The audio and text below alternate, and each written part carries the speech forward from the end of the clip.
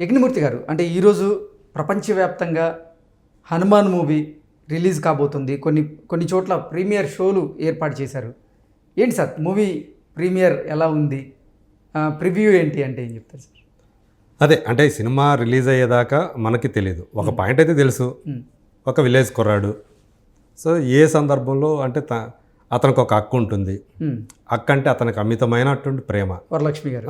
So ఆమెకి ఎదురైనటువంటి ఒక సమస్య అప్పుడు అతను ఎలా రివోల్ట్ అయ్యాడు, ఎలా తనలోని శక్తి బయటకు వచ్చింది, అక్కడి నుంచి అతను ఎలా శత్రువుల్ని విలన్స్ని ఆటాడుకున్నాడు అనేది ఈ హనుమాన్ ద్వారా చిన్న ఆ ప్లాట్ అనేది మాత్రం కొంత తెలుసు.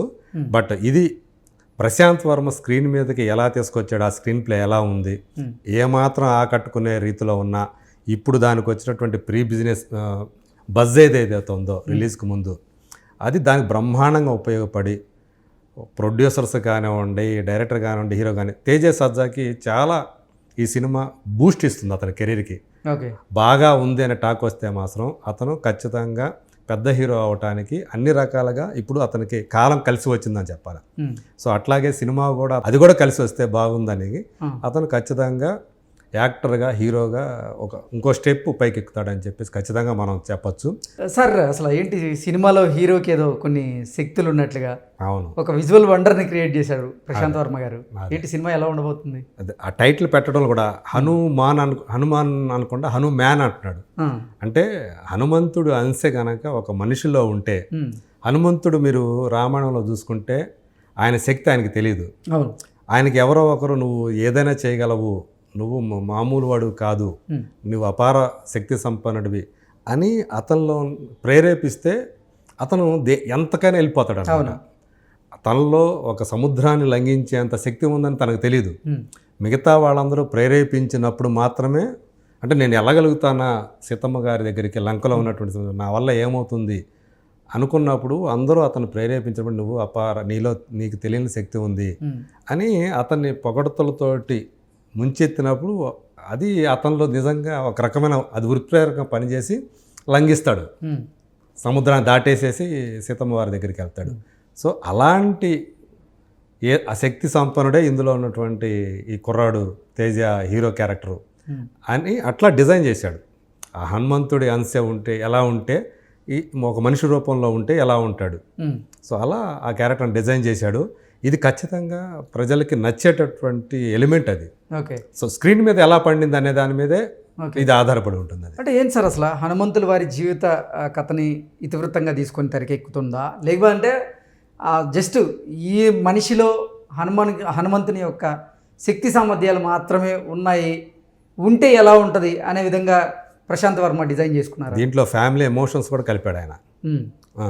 కలిపి అట్లా అక్క తమ్ముడు, ఇది అక్క తమ్ముళ్ళ కథ. అక్కగా వరలక్ష్మి శరత్ కుమార్. సో ఆమె ఎలాంటి నటో మనం చెప్పక్కర్లేదు.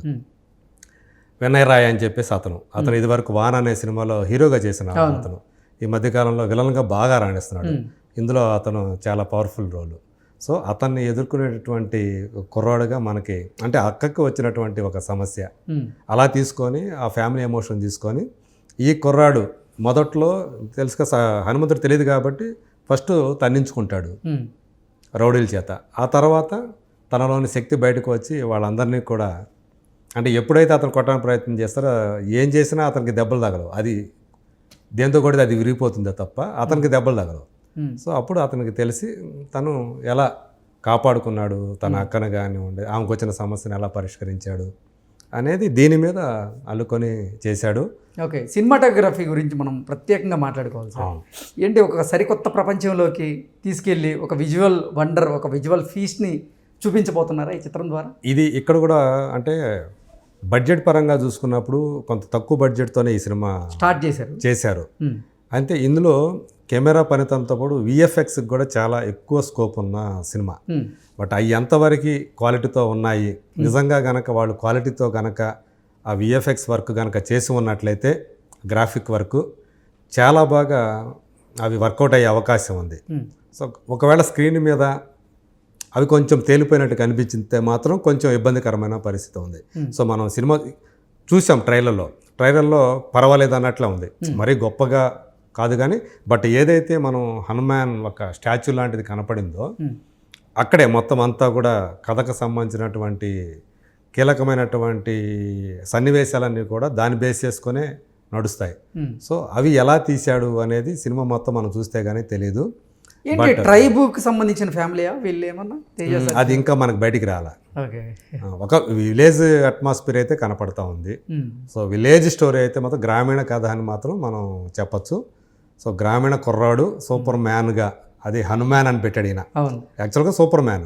అంటే హనుమంతుల వారిలో ఎలాగా ఆయన శక్తియుక్తులు ఆయనకి తెలియవు, సేమ్ దీంట్లో సజ్జా హీరో క్యారెక్టర్కే తెలియవు. ఎవరో ఒకరు అతన్ని పొగిడి అతనిలోని శక్తులు గుర్తు చేస్తే తప్ప అతనికి ఆ శక్తులు బయటికి రావన్నమాట.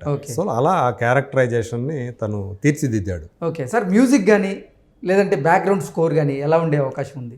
పాటల కంటే కూడా ఈ సినిమాలో ఈ బ్యాక్గ్రౌండ్ స్కోర్కి చాలా ఇంపార్టెన్స్ ఉన్నటువంటి, అంటే ఆ ఎమోషనల్ సీన్స్ ఏవైతే తను సూపర్ మ్యాన్గా తను ఏవైతే ఫీట్స్ చేస్తాడో, ఏవైతే పోరాటాలు చేస్తాడో, ఆ వచ్చే బీజిఎమ్స్ మాత్రం చాలా బాగా ఉన్నాయనే చెప్తున్నారు.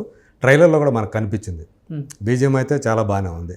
అలాగే తన మీద సోలోగా ఒక పాట తీశారు, చిన్నపిల్లల వాయిస్తో వచ్చేటట్లుగా అట్లా. సో అది పిల్లలను కూడా ఆకట్టుకునే కోసం ఎక్కువ. ఈ సినిమాకి ఏంటంటే సంక్రాంతికి అదే చెబుతున్నదా, పిల్లలకి నచ్చిందంటే వాళ్ళే పెద్దలను కూడా తీసుకొని వస్తారు. సో అలా దీనికి అది కూడా కలిసి వచ్చేటువంటి ఒక పాయింట్ అని చెప్పుకోవాలి. ఓకే, సో తేజ సజ్జా ఈ సినిమాతోటి వండర్ సృష్టిస్తే మాత్రం ఆశ్చర్యపోవాల్సిన పని లేదు. ఓకే, కార్తికేయ విషయానికి వస్తే సార్, కార్తికేయ మన తెలుగులో సూపర్గా ఆడింది. మన తెలుగు కంటే కూడా బాలీవుడ్ మార్కెట్లో ఇంకా ఎక్కువ ఒక హైప్ క్రియేట్ అయింది. అలాగే కలెక్షన్లు కూడా అక్కడ దూసుకెళ్ళింది. అవును, ఈ హనుమాన్ చిత్రం కూడా తెలుగులో కంటే బాలీవుడ్లోనే ఎక్కువ రాణించే అవకాశం ఉందా అంటే ఏం చెప్తారు? అవకాశం ఉంది. ఎందుకంటే ఈ హనుమాన్ అనే ఇది ఏదైతే కాంట్రవర్సీ అనేది మొదలైందో అప్పటి నుంచి అక్కడ వాళ్ళు కూడా దీని మీద దృష్టి పెట్టారు. ఐఎండిబి మోస్ట్ యాంటిసిపేటెడ్ మూవీస్లో కూడా ఒకటిగా ఇది కనిపిస్తూ ఉంది. సో అది ఎప్పుడు కనిపిస్తుంది అంటే వాళ్ళు కూడా దీని మీద దృష్టి పెట్టారు కాబట్టి. ఓకే, కేవలం తెలుగు వాళ్ళైతే అంత అయ్యేది కాదు. సో మనకంటే వాళ్ళకి ఎక్కువ ఇలాంటి సినిమాలను ఎక్కువగా ఆదరించే గుణం వాళ్ళకి ఎక్కువగా ఉంది, నార్త్ వాళ్ళకి.